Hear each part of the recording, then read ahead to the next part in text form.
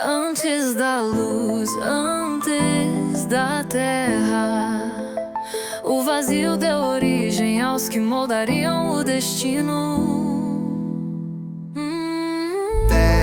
Primeira parte, Aurelion, o guardião da chama.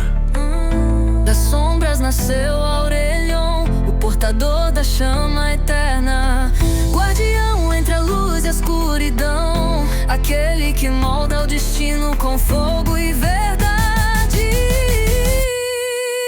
Das sombras nasceu Aurelion, portador da chama eterna. Guardião entre a luz e a escuridão, aquele que molda o destino com fogo e verdade. Audem doncelos, tu estás em rios esquecidos.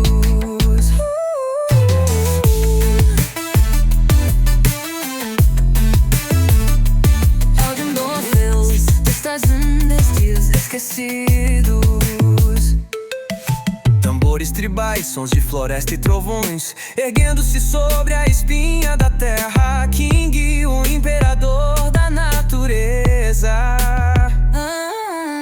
Pai carrasco, vida e morte, o ciclo eterno que nenhum reino pode quebrar.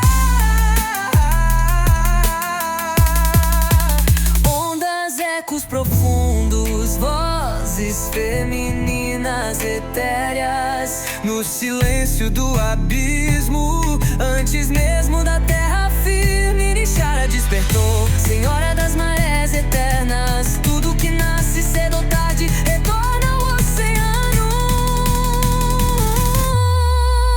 São dos meus comparados, do alma toda. For this clean day, ways a voz a escuridão.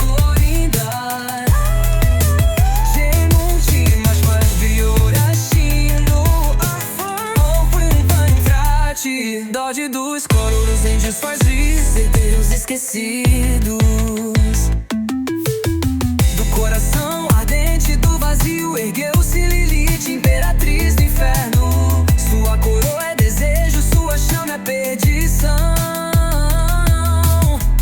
Não conquista pela espada, mas pelo fogo que habita todo o coração.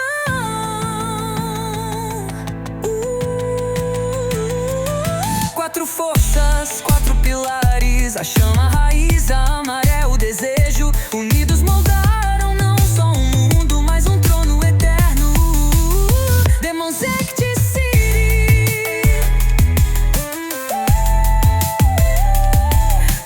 Sons se desfazem em eco, batida desacelera. Última frase. Bem-vindo a Demons City, onde até os deuses se curam.